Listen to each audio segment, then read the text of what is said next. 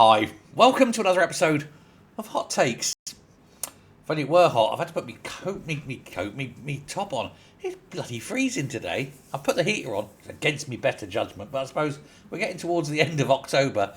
Fair dues. But I'd like now to talk about the delightful and wonderful and fragrant Kate Forbes, a woman who is coming to the end of her political career. She tried for the top and fell short and was beaten by Humza Yousaf. My God, how useless do you have to be beaten by useless?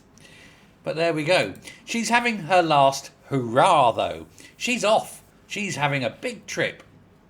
She's doing a sightseeing tour. She's talking about her bucket list. She's on a pilgrimage, it is said, to Canada. She's visited a pub run by her musical heroes, the Rankin family. She's been to a winery and enjoyed the fare there. She's had a good time at a musical festival. And all of these things are all being paid for by the taxpayer. Because why not? Why is she in Canada? Why is she doing this? Why are the Scottish taxpayers funding it? Scotland doesn't have foreign policy. That's a reserved matter. But she said she spent several days going to Toronto.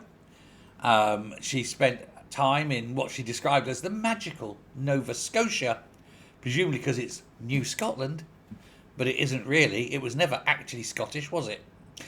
And she said, in her words, a pilgrimage to Cape Breton.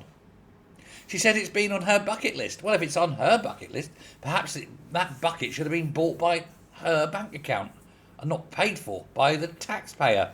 She says, whilst she's here in an official capacity, she's going to be doing some visiting of her own. Yes, I'm sure you are. She said that as a Scot from the Highlands, Cape Breton and Nova Scotia have always been this magical place in our minds. No, it hasn't. My God. So why is she there? Well, allegedly, it's part of a goodwill visit to remind people of Canada that Scotland exists. You know, it's she's looking at one of her embassies, one of the Scottish embassies, or overseas hubs as they call them, because they can't call them embassies because they're not embassies at all, are they?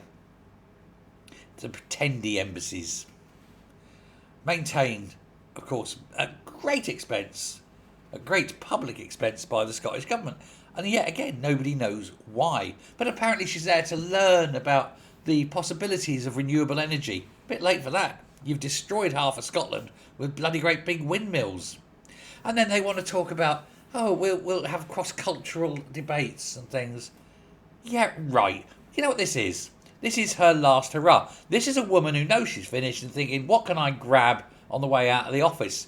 Normally, it's, a hole punch and a stapler and maybe a couple of reams of A4 and a box of pens. Not her. No. She wants trips. She wants lots and lots of first-class travel in the pointy end of the plane. Champagne and caviar, the very best hotels, and a very generous expense account, all covered by the taxpayer. Because when she goes back and is no longer an MSP, what's she going to do? Spend her own money? God forbid. She'll make a bid for something else, won't she? She'll definitely try local council. Well, that's a bit of a come down. Maybe she'll go for the UN. Who knows? These people have no ambition. They have no limit to their ambition, do they?